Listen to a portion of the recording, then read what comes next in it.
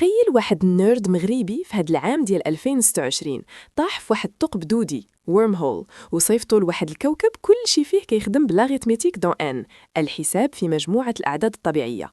دخل ديك المدينة لقى البوليس حابسين واحد العدد 17، وقف عليهم وقال لهم مال هاد السيد مسكين حابسينه، واش دار شي جريمة؟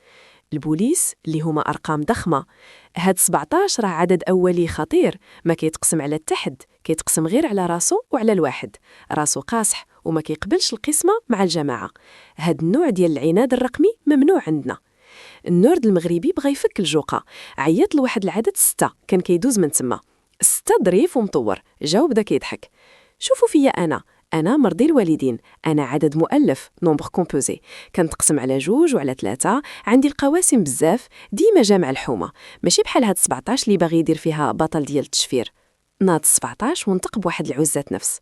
أنا راه بلا بيا ما كاين لا أمن سيبراني لا إرسا، أنا هو الساروت ديال الكون. نتوما الأعداد اللي كيتقسموا دغيا، أي فيروس يقدر يفككم العوامل الأولية في ثانية.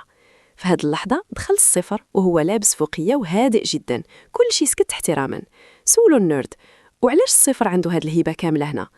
جاوبوه هذاك راه الحاج زيرو، هو الوحيد اللي مضاعف لكل شيء، ولكن حتى واحد ما يقدر يقسم عليه، اللي حاول يقسم عليه كيوقع عليه ايرور في السيستم وكيخرج من الوجود.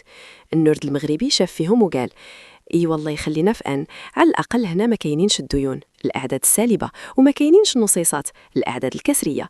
بنادم هنا يا اما كاين يا اما ما كاينش.